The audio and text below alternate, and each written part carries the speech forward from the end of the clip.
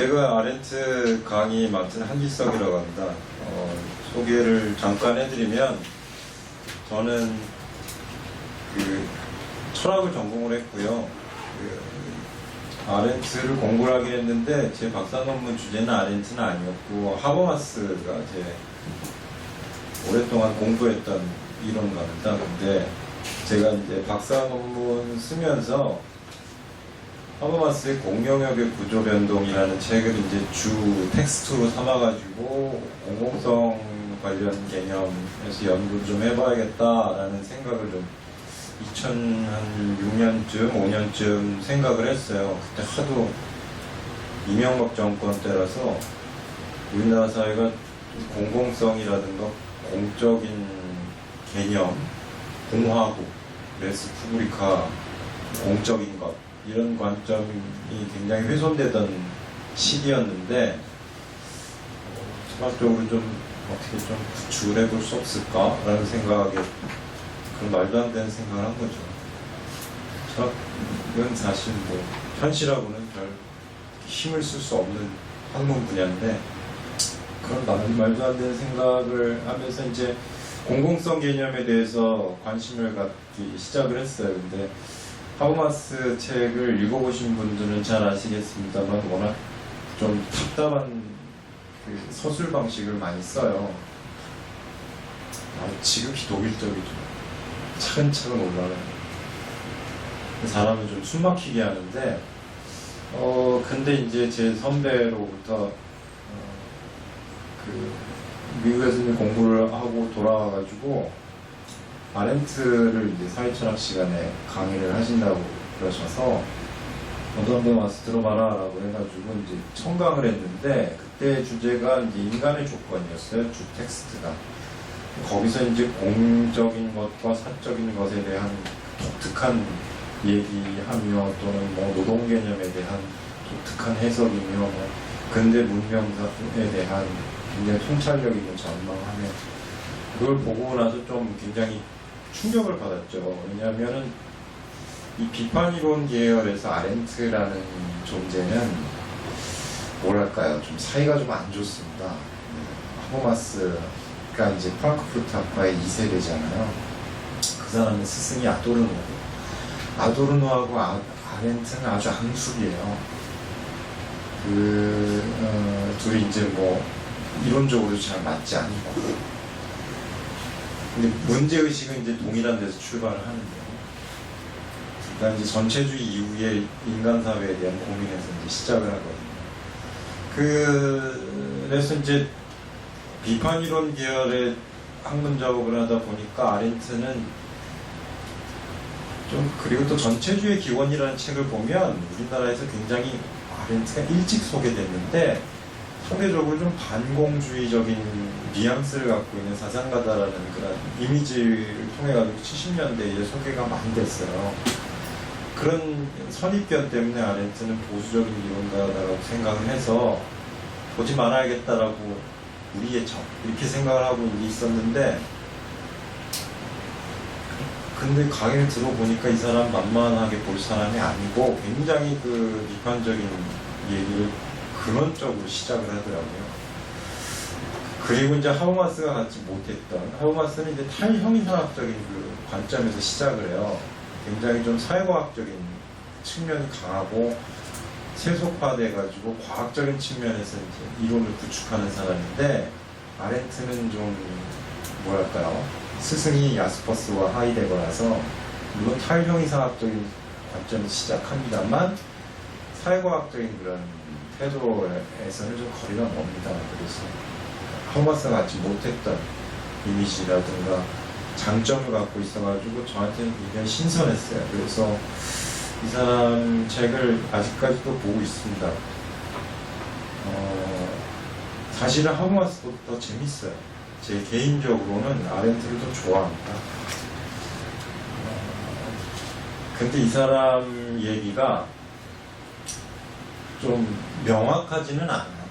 글 쓰는 스타일도 그렇고 영어로 썼거든요. 거의 대부분 독일 조건에서 생활을 하고 공부를 오랫동안 한 사람이 자기 언어를 버리고 영어를 책을 쓴다라는 거는 영화 한나 아렌트라는 영화에서 나온 대사를 인용을 하면 명품 바이올리니스트한테 깡깡이를 준다. 그게 실제로 그래요. 문체가 영어로 보면 아주 서투르고 독일식 영어로 가득 차 있고, 그래서 도대체 뭔 말하는 건지 알 수가 없습니다. 굉장히 좀 문체도 별로고. 근데 가만히 두고두고 보면 이 사람 얘기가 만만치는 않아요. 지금 현대 20세기 중반에 활동했던 사람이긴 합니다만, 현대 21세기의 현 시점에서 봐도 쓸만한 얘기가 굉장히 많습니다. 제가 알기로는 한길 그레이트 북스에서 시리즈로 나온 책 중에서 제일 많이 팔린 책이 인간의 조건이라고 저는 알고 있어요. 한 3만 권 정도 팔렸다라고 한길사에서는 얘기를 하는데, 글쎄요, 뭐 믿을 수 있을지는 모르겠습니다. 근데 사실 철학책이 3만 권 팔린다라는 건 이건 말도 안 되는 소리입니다. 근데 계속해서 지금까지도 나가고 있는 것 같고, 그래서 한길사에서 기분이 좋아가지고 아렌트에 관련된 책을 모아가지고 새롭게 막 이렇게 편본을 바꿔가면서, 편집본을 막 바꿔가면서 새로 찍고 막 그랬는데, 근데 안타깝게도 아렌트의 영향력은 우리나라에서는 그다지 크지는 않은 것 같아요. 아직까지는.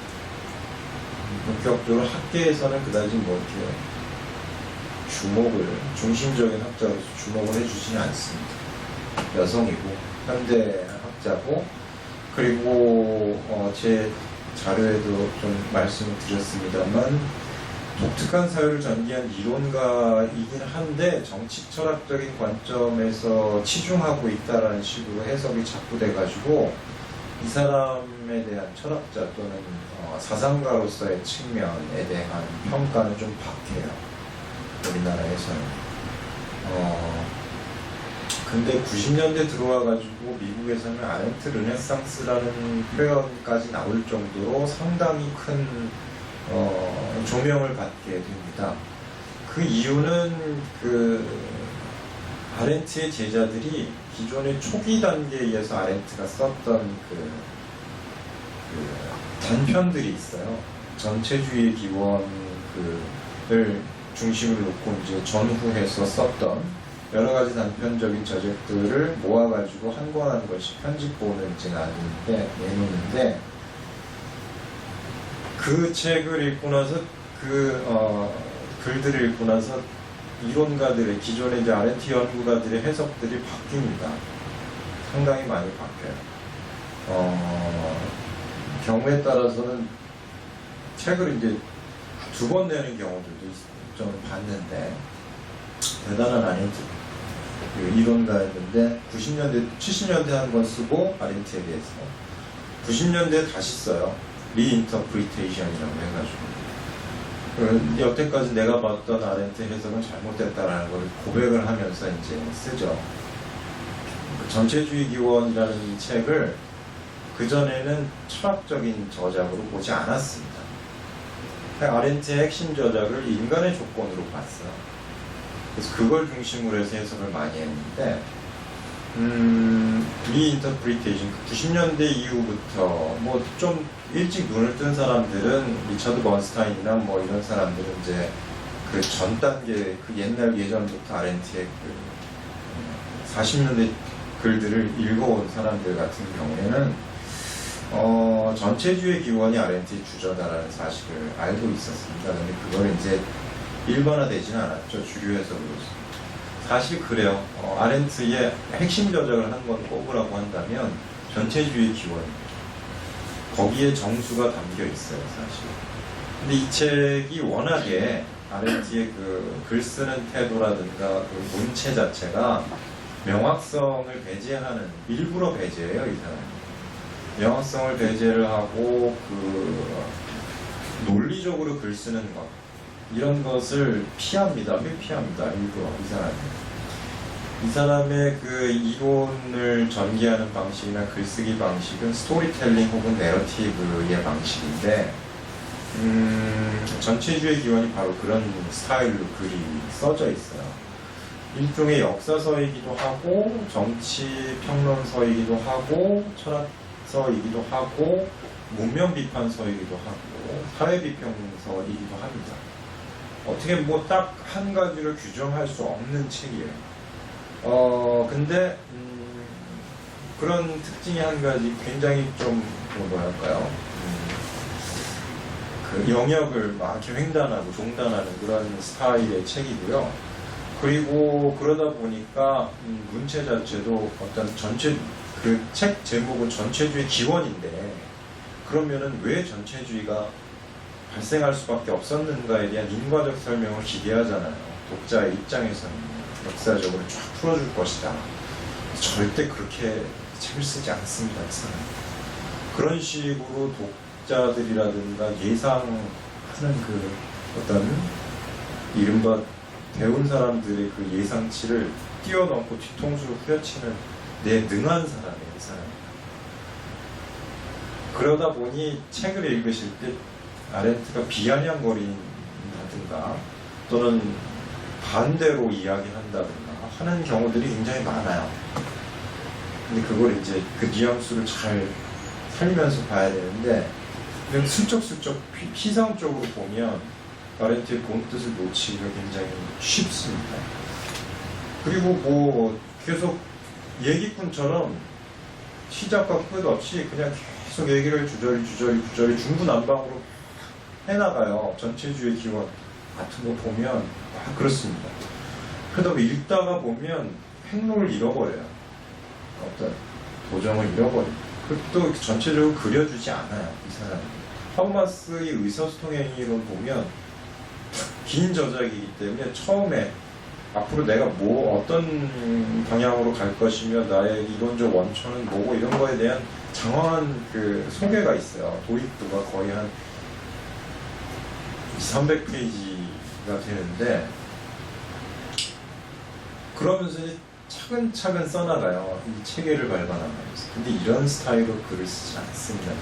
평생 동안 그런 글을 거부해온 스타일이라고 보시면 됩니다. 그래서 책 읽기가 쉽지는 않습니다. 한 번 읽었다고 해가지고 제 본의를 얻어냈다 이렇게 보기는 좀 어려워. 그래서 어렵습니다. 그래서 제가 시간 날 때마다 보는 거죠. 그냥 이렇게 마음에 드는 부분 이렇게 파편적으로 저는 좀 보는데, 그러면 이제 가끔 가다가 이제 이 사람이 무슨 맥락에서 이런 얘기를 하는 것이다 라는 생각을 좀 해봅니다. 이게 좀 올 때가 있어요. 그렇다면은 아렌트를 알고 싶은데 좀 뭐 쉽게 도움이 되면서 볼 수 있는 책은 뭐 좀 있었으면 좋겠다 싶으실 거예요. 아마 시중에 다행스럽게도 많이 나와 있고, 그리고 얼마 전에도 뭐 한 권 또 출판된 게 있습니다만, 그 중에 어느 책을 읽으셔도 큰 상관은 없습니다. 다 좋은 책인 것 같아요. 근데 뭐 좀 학술적인 무게를 담아가면서 좀 정리를 하고 싶다라고 생각하신다면, 김비환 선생의 책이 초기에 나왔는데 2001년쯤에 나왔는데 그 책이 괜찮아요.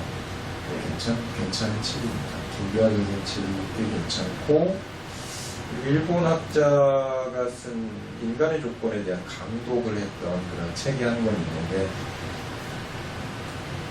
제목은 잘 기억이 안 나요. 그 책도 괜찮습니다. 그 책을 읽으시면 좀 감을 좀 잡는 데 도움이 되실 거예요. 그리고 배경적 맥락을 좀 살펴보시고자 한다면 영불일의 아렌트 전기를 보시는 게 좋을 것 같습니다. 근데 너무 길다. 그럼 여성신문사에서 나온 아렌트 전기가 있어요. 짧은데요. 그 책은 일반인들을 위해서 쓴 건데 제가 볼 때는 아주 솜씨 좋게 잘 쓴 글입니다. 제 영불일의 책은 이 정도 되거든요. 한 700페이지 정도 돼요. 어마어마한 전문가죠. 아렌트의 그 조교였고, 그래서 아렌트를 누구보다도 잘 아는 사람 중에 한 명인데, 그 사람의 전기가 상당히 좋습니다. 그렇지만 그게 부담되신다면 그 여성신문사에서 나온, 지금은 아마 절판된 걸로 제가 알고 있는데, 책을 읽으시면 괜찮을 것 같아요. 책 읽는 건 좀 어렵다 그러면 영화를 보셔도 돼요. 한나 아렌트라는 그런 영화가, 독일 영화가 있는데요. 이 감독은 굉장히 유명한, 독일에서 굉장히 유명한 여류 감독 중에 한 명입니다. 여성 사상가에 대한 그 전기 영화를 많이 만들었던 분이시고, 로자 룩셈부르크에 대한 영화도 만들었고요.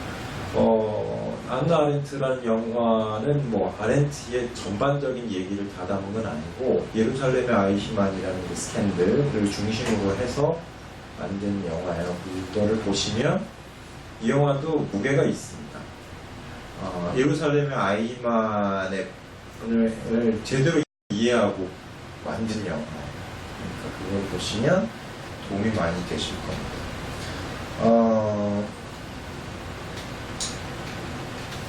그래도 잘 감이 안 온다 그러면 생생하게 그 철학자의 인터뷰 본래의 말을 가지고 모은 책들도 있어요. 인터뷰집이 있거든요. 그것도 보시면 아렌트의 얘기를 좀 감 잡으시는데 도움이 되실 거예요.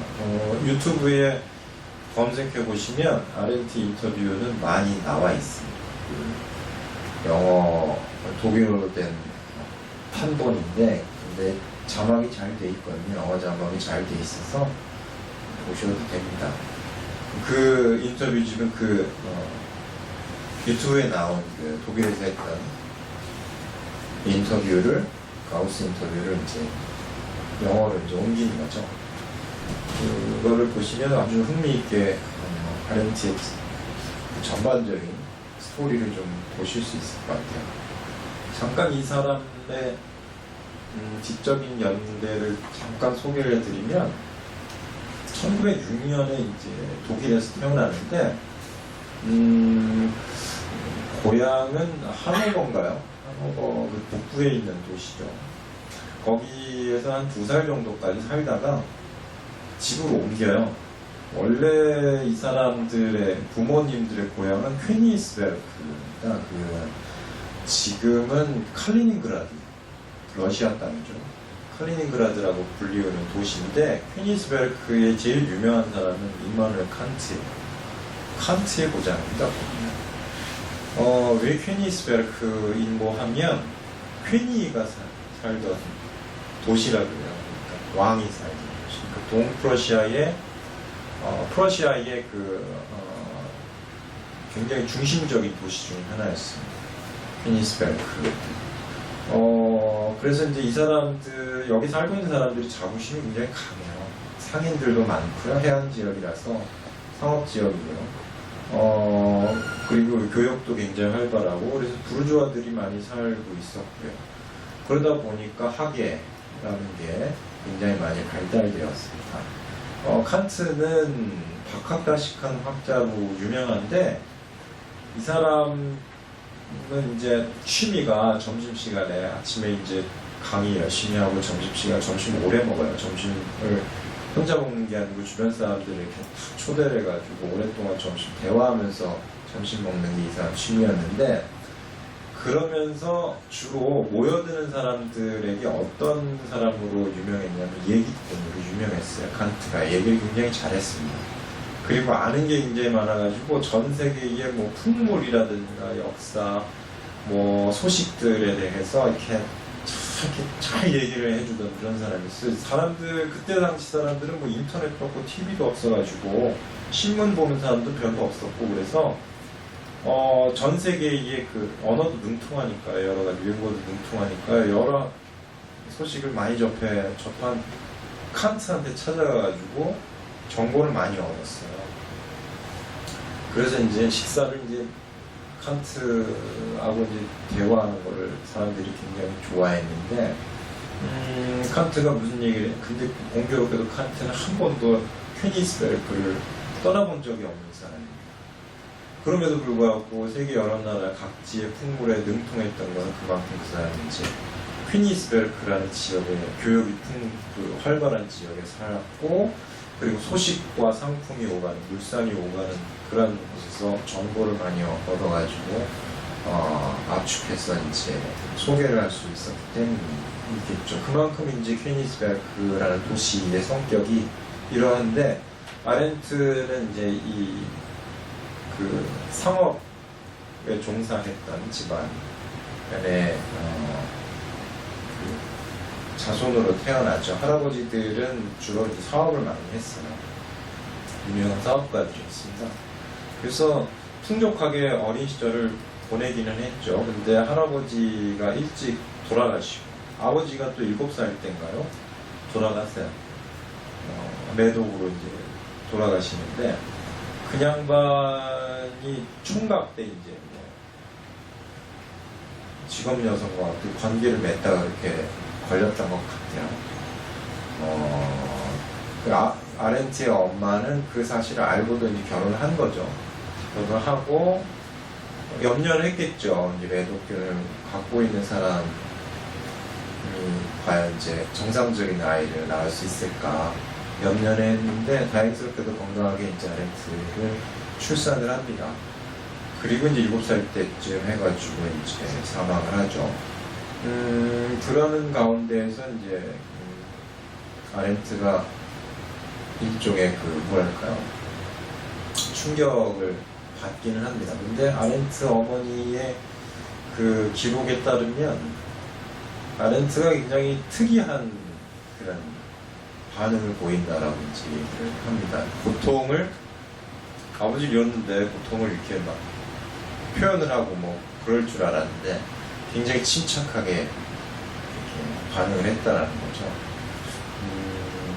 어렸을 때부터 좀 남다른 면이 좀 있었어요, 이 양반이. 대학 들어가기 전에 칸트를 읽기 시작을 합니다. 거의 뭐 중학생 때쯤 해가지고 칸트를 읽어요. 그리고 괴테를 굉장히 많이 탐독을 하고, 그리고 대학 들어가기 전에 이미 히라버를 익혀가지고 고전들을 많이 접했습니다. 재능 있는 여성이었기 때문에 학교에서도 굉장히 주목을 받았는데, 학교에서 선생하고 트러블이 생겨가지고 학생들을 규합을 해요. 그래가지고 선생한테 이제 대항을 하죠. 대들었어요. 그래가지고 이제 퇴학 위기에 몰려가지고 그냥 자퇴를 해버립니다.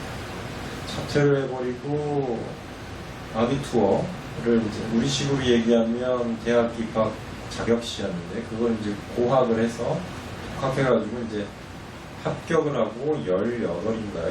19살에 마브룩 대학에 이제 가죠. 거기서 만난 사람이 하이데거입니다.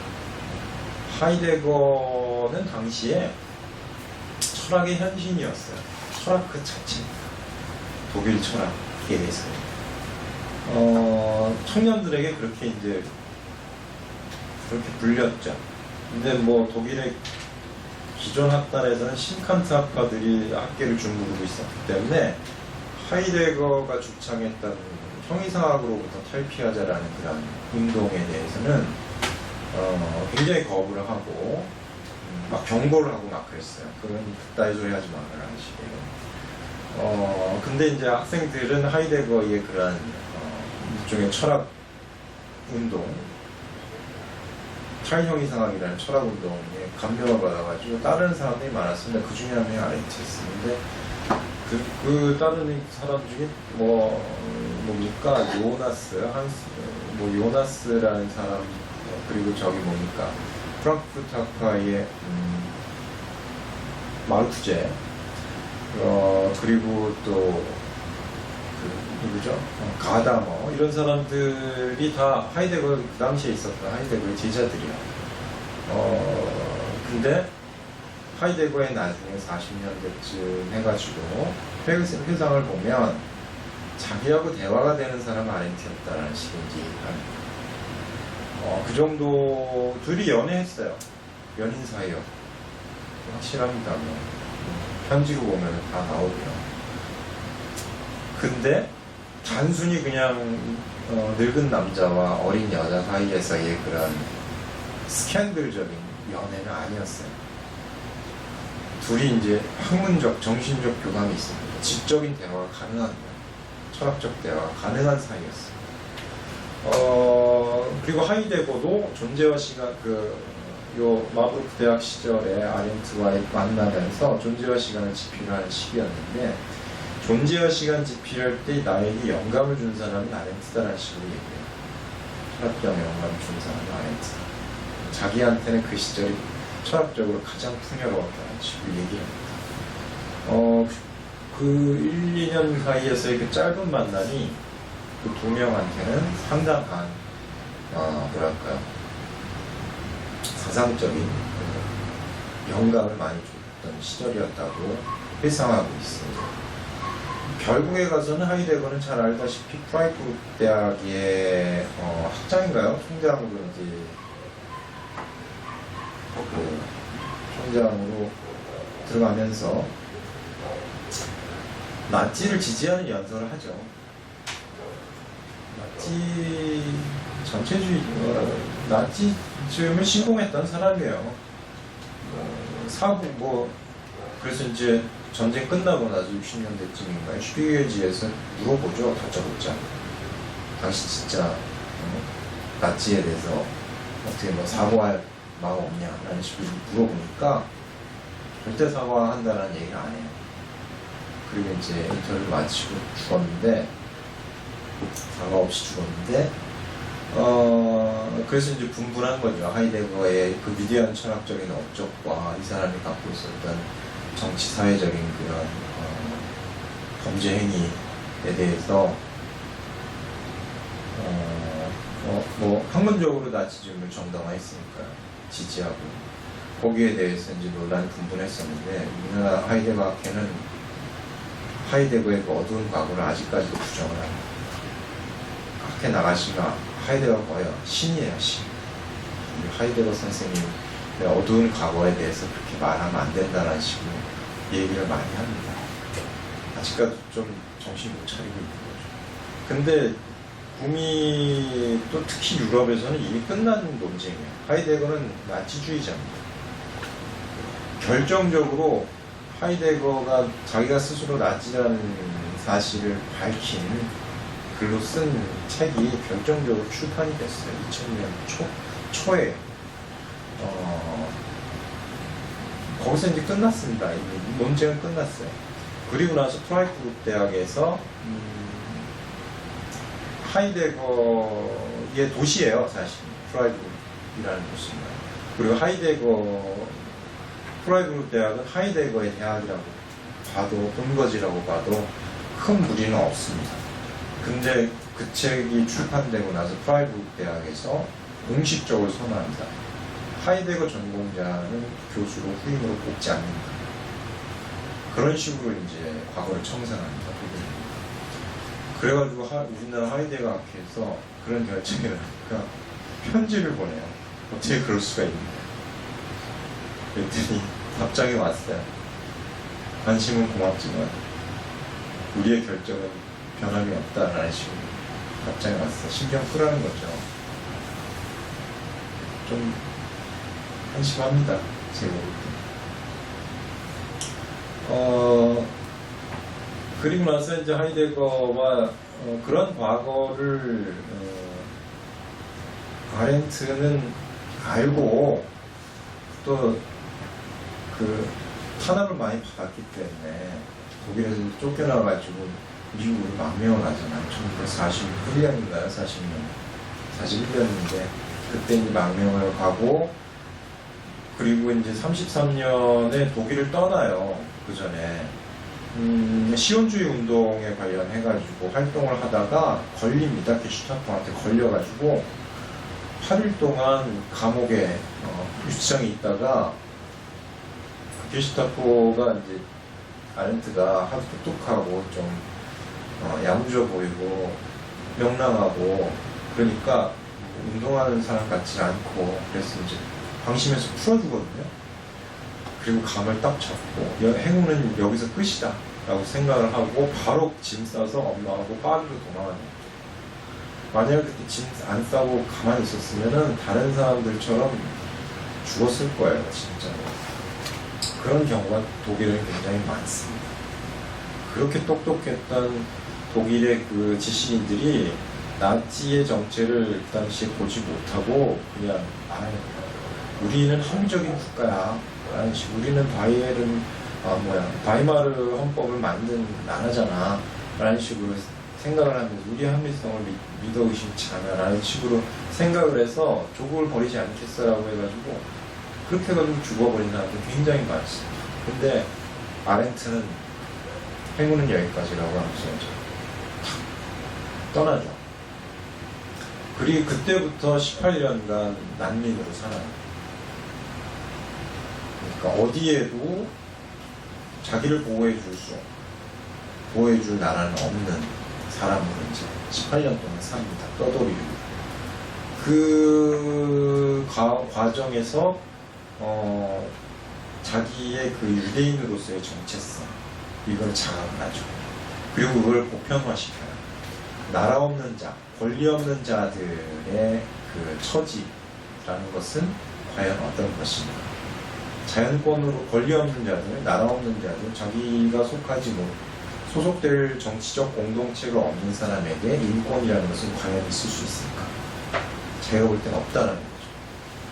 그런 식으로 생각을 하고 정치적인 그 이론에 대한 그 관심사가 이제 높아집니다. 원래 아렌트는요 이쪽 분야에 관심이 없었던 사람이에요. 원래 이 사람은 존재로 철학, 그 형이상학 그리고 신학 이런 거에 관심이 많았던 사람인데 지극히 이론적이고 지극히 형이상학적인 그런 관심사로 가득했던 사람이야. 인간의 그 본질적인 존재 문제에 천착했던 사람인데 자기가 살아왔던 시절의 그 경험 때문에 그리고 그 경험에 의해 가지고 그 시대를 공유하고 있는 사람들의 비극들을 이제 목격을 하면서 정치 이론가로 이제 돌변을 하죠. 근데 예사 정치 이론가들은 정치적 행위라든가 구조 또는 제도에 대해서 조건에 대해서 굉장히 과학적인 설명들을 많이 하는데 이 사람은 존재론적인 또는 실존주의적인 또는 현상학적인 그런 베이스를 깔고 들어오거든요. 그러다 보니까 아주 독특한 얘기들을 많이 해요. 그래서 얼핏 보면 정치 이론가이긴 한데 대안도 없고 굉장히 두루뭉술하고 너무 허무맹랑한 얘기를 많이 한다라는 평가를 한편으로는 받습니다.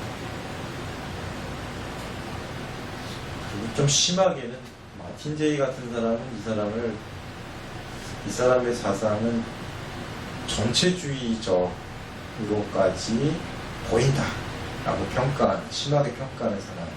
평가하기도 해요. 마틴 제이는 좀 비판이론 계열의 70년대에 그런 얘기를 좀 했죠. 비판이론 계열에서 오랫동안 공부를 많이 하고 그리고 유물론적인 사고를 많이 하는 사람이다 보니까 아렌트의 정치는 좀 허무맹랑해 보이기도 합니다. 사실 좀 아렌트는 대안의 제시라든가 또는 어떤 청사진을 그린다든가 하는데 관심이 없어요. 그래서는 안 된다고 봐요. 그거 청사진을 그려내는 거는 그거는 거기에서 정치에 대한 이론, 정치에 대한 사유가 망가졌다. 이렇게 이제 보는 거예요. 이 사람. 그 얘기에 대해서 좀 나중에 기회가 있다면 말씀을 드리고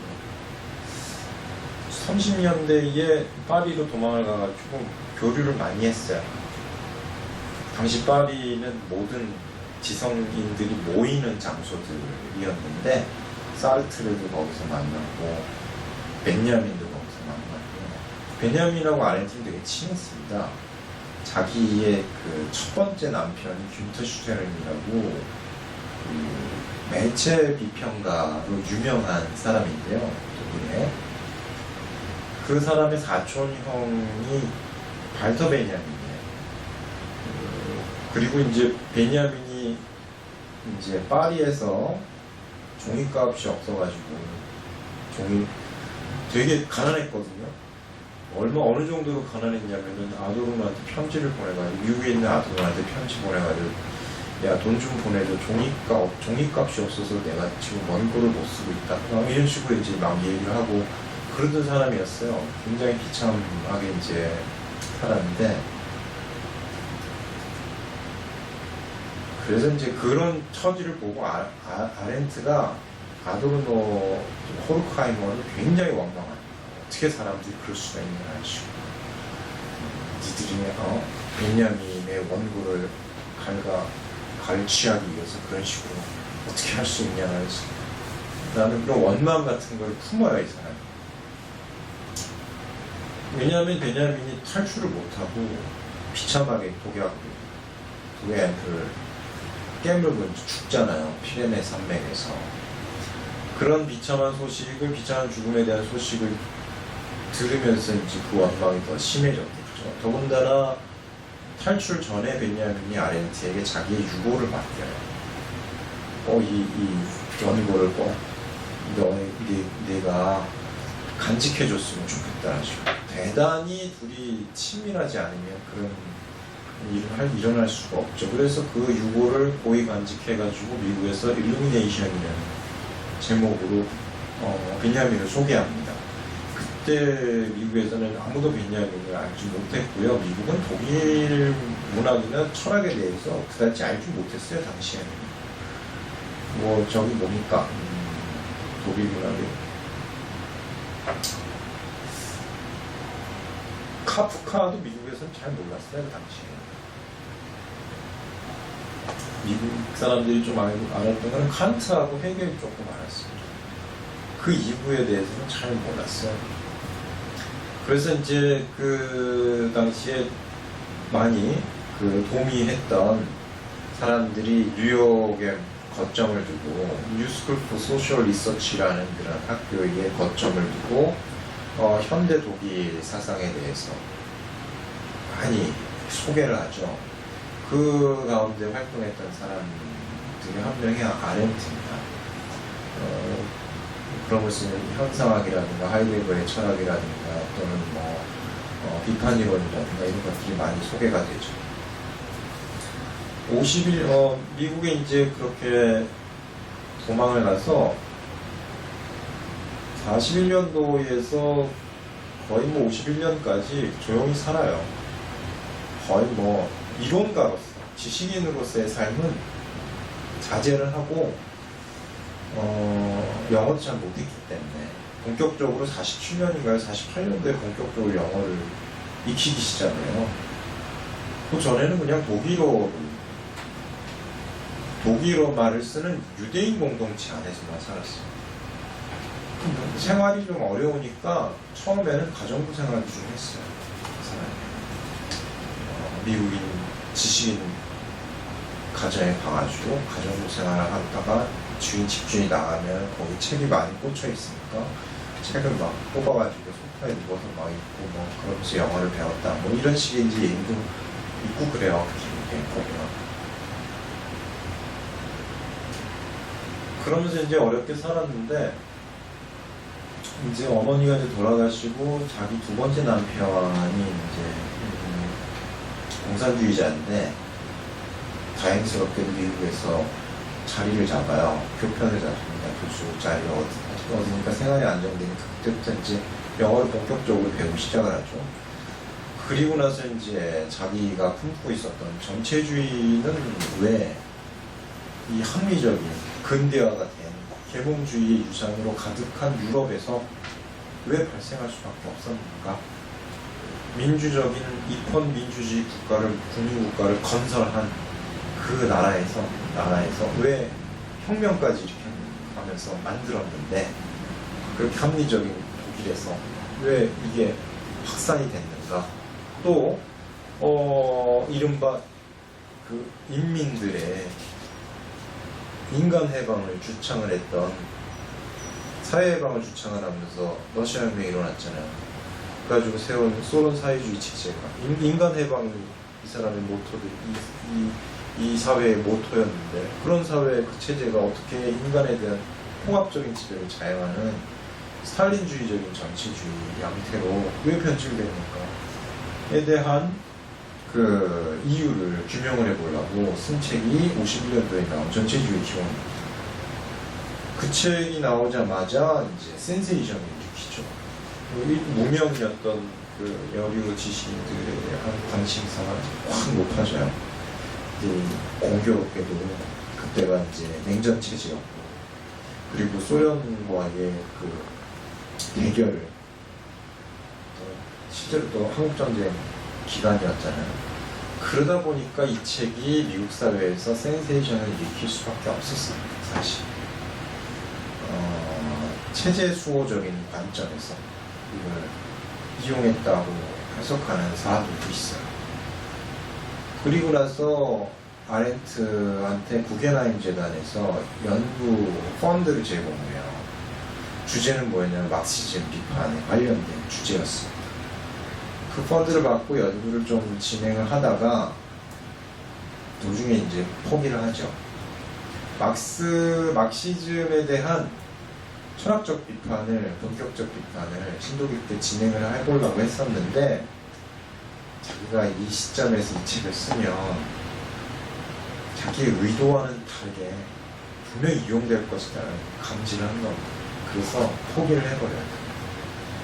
근데 그와 관련된 짧은 그 논문은 있죠. 남아있기는 있습니다. 그리고 나서 이제 여러 대학을 전전을 하다가 58년도에 자기의 주저인 인간의 조건이라는 책을 씁니다. 원래 제목은 디바라는 활동적 삶이라는 뜻을 갖고 있는 제목인데, 라틴어 제목이니까 책이 안 팔릴 것 같다는 생각에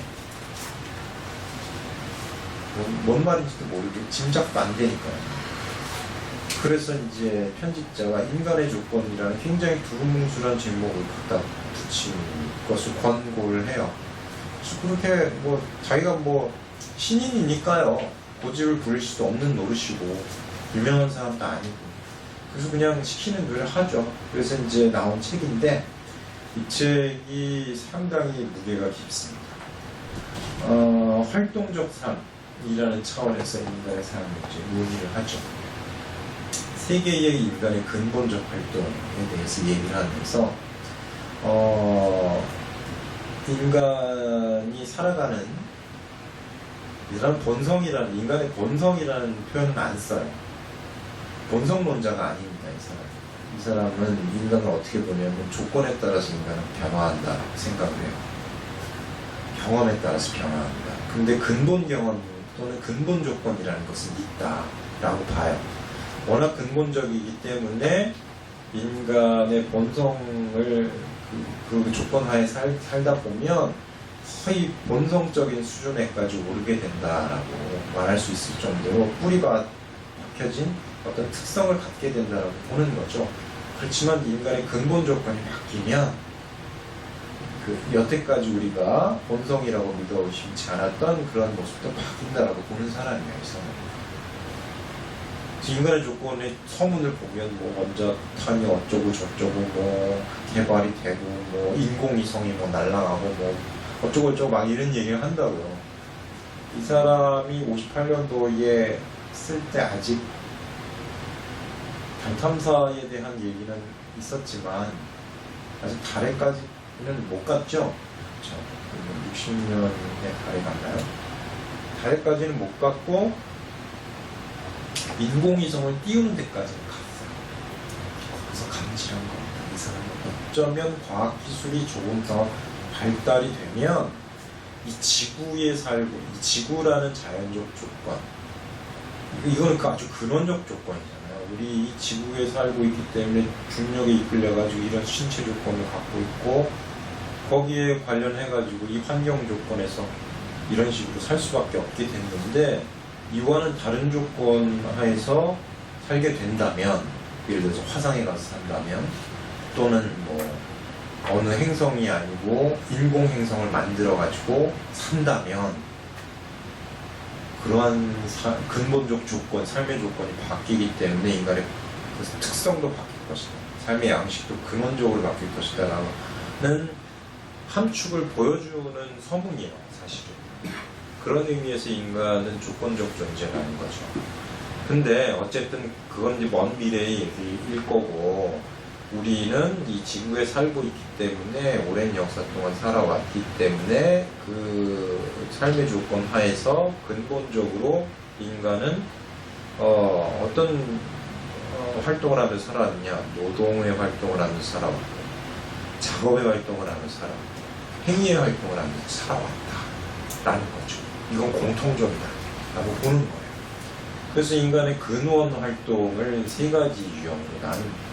노동, 자본, 행위. 이 세 개의 개념이 이 사람한테는 상당히 중요해요.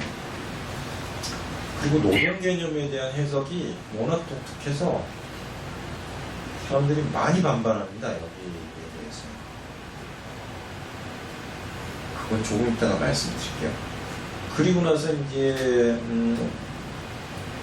이 인간의 조건의 근본 태제는 사실은 근대 문명 또는 그 파국이 전체주의인데, 그 전체주의를 낳게 된 여러 가지 요인들이 있지만, 자기가 볼 때는 근대적으로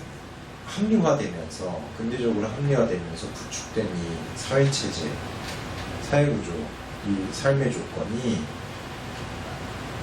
우리가 근원적으로 알고 있었던 노동, 작업, 행위의 이 근원적인 그 삶의 활동, 이걸 변형시켰기 때문에 이 지경이 돼버렸다는 식의 이제 얘기를 하는 거예요. 그래서 이 세계 활동의 자립적인 구분, 이게 굉장히 중요하다라는 이 사람의 태제 중에 하나입니다.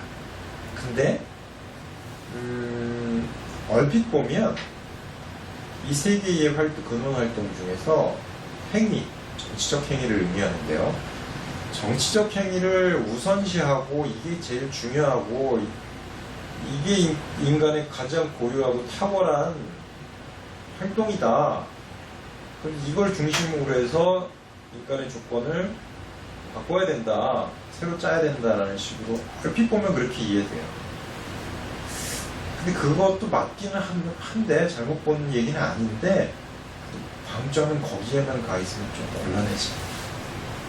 그렇게 되면 정치적 행위가 모든 것을 다 해결해 준다라는 식으로 생각하게 되거든요. 정치 행위 허용만 돼버려요. 정치 행위 절대 못해요. 이 사람은 그렇게 보진 않습니다. 노동, 작업, 행위 사이에서의 어떤 균형, 이런 걸 상당히 중시 여기는 입장이에요. 상대적으로 그러면 왜 행위를 이렇게 강조했느냐? 전체주의 파국이 일어나게 된 까닭은 근대사회가 행위의 영역을 굉장히 무시했기 때문에, 그렇게 보기 때문에, 그리고 훼손했고 거의 뭐 존재감 없는 행위의 장소를 거의 없애버렸어요. 그러다 보니까 전체주의, 그 틈을 비집고 전체주의가 들어온 거다라고 이제 보는 거거든요. 그래서 제대로 된 사회를 만들기, 인간다운 사회를 만들기 위해선 이 행위의 공간을 다시 부활시켜야 된다는 얘기를 너무 강조하다 보니까 그런 오해가 좀 생기고 보여요. 이 책의 맞작을 이룬 게 아렌트의 그 후반부의 대작인 정신의 삶입니다. 인간의 조건의 원래 제목은 비타 악티바였고, 정신의 삶은 라이프 오브 마인드라는 영문 제목으로 나왔는데, 이거를 라틴어 제목으로 바꾸면, 아렌트가 그렇게 바꾸진 않았습니다만, 바꿔보면 비타 콘템플라티바가 돼요. 그러니까 무슨 뜻인고 하면 관조적 삶, 이렇게 돼요. 정신을 통해서 관조하는 거죠. 정신을 통해서 사유하는 삶, 정신을 통해서 어떤 의지하는 삶, 바라는 삶, 정신을 통해서 결단을 내리는 삶, 판단을 하는 삶, 이런 삶을 강조한 거죠. 그래서 전반부는 그러니까 인간다운 삶을 위해선 비타 악티바, 활동적 삶과 비타 콘템플라티바, 관조적 삶이 균형을 이루어야 된다는 그 사람의 원래 의도였던 것 같아요. 근데 노동, 작업, 행위에 맞짝을 이루는 게 또 인간의 정신적 삶에서의 근본 행위로, 근본 활동으로서의 사유, 의지, 판단 활동이거든요. 그래가지고 이제 정신의 삶이라는 책을 3부작으로 기획을 해요. 2부까지 쓰고 죽었어요. 3부가 완결판이거든요. 결국에 가서 이걸 써야지 진짜 얘기가 나오는데 딱 3줄 쓰고 죽었어요. 3줄 쓰고 친구하고 만나고 뭐 이렇게 대화 나누고 과자 가지러 갈게라고 하다가 심장마비로 죽었어요. 저로서는 다행일지도 모르겠다는 생각이에요. 왜냐하면 읽어야 될 책이 한번 풀었기 때문에. 이게 농담이 아니고요. 얼마 전에 하버마스, 제가 충격적인, 학회에 나가서 충격적인 소식을 들었는데, 하버마스가 29년생이거든요? 지금 19년이잖아요. 90이에요, 지금. 우리나라가 91인데, 지금 1700페이지가 넘는 책을 출판을 한다고, 지금 야심을 품고 지금 하고 있고, 죽은 거죠. 뭐, 제 입장에서 죽은 목숨입니다. 어떻게 1700페이지 책을 이제 읽어야 돼요. 근데, 노인네 진짜, 일찍 죽었으면 좋겠는데. 가다머는 100살까지 살아도 한 권 딱 썼거든요. 한 권 딱 쓰고 죽었어요. 그리고 존 롤스도 딱 2권, 주저 2권 쓰고 죽었거든요. 정의론하고 정치적 자유주의. 얼마나 깔끔해요. 근데 하버마스는 진짜 뭐 이렇게 할 얘기가 많은지 책을 엄청 써요. 근데 1700페이지짜리 책의 많은 부분을 차지하는 게 동아시아의 유교에 대한. 그러니까 이 책은 뭐랄까요, 하버마스의 또 다른 또 주저가 되지 않을까 생각이, 그런 불길한 예감이 들어요. 결코 번역은 안 될 겁니다. 제가 장담해요. 이걸 번역해줄 출판사는 없습니다. 한국에. 1700페이지 독일어 하면 거의 우리나라 말로 옮기면 한 3000페이지는 나올 거예요. 책 5권짜리 책으로 이제 내야 되는데, 그걸 누가 내겠어요? 하버마스가 뭐 사랑받는 저자가 아니고, 뭐 우리나라에서 제 친구 중에 한 명은 하버마스에 대한 글을 쓴다고 하니까, 하버마스 아직 안 죽었어? 뭐 이런 식으로 얘기하고, 얘 죽은 줄 알아요? 아셨겠죠? 일찌감치 죽었어요, 우리나라에서. 이미 뭐 90년대 초반에 죽었습니다, 하버마스. 정말 죽기를 바랬는데 안 죽네요. 하버마스의 그 선배인 아펠은 얼마 전에 죽었는데, 아펠 때문에 사실 아펠이 하버마스한테, 처음에 하버마스가 되게 좋아했던 작가는 하이데거, 칸트, 뭐 이런 헤겔 이런 거였어요. 근데 아펠이 그랬거든요. 야, 하이데거는 쓰레기야 라는 식으로 얘기하면서 너 잘못 봤어. 그런 식으로. 너 막스를 공부해. 그리고 프래그매티즘하고 언어철학 공부해야 돼 라는 식으로 소개를 해준 사람이 아펠입니다. 아펠이 죽었을 때 하버마스가 나와가지고 조사를 하는데, 애도에 말하는데, 자기한테 영향을 주는 사람 중에 한 명을 아펠 꼽아요. 그 정도로 무게에 있는 사람입니다, 사실. 근데 뭐 우리나라에는 별로 많이 알려져 있지는 않죠. 근데 한 가지 궁금한데, 저만 한 시간 동안 떠들었네요. 잠깐 5분 10분 정도. 네, 쉬실까요? 혹시 너무 기운 낮지 않나요? 오늘 그쵸? 조금 올려도 한 10분 정도 쉬고요. 예. 그러면 또 계속 하겠습니다.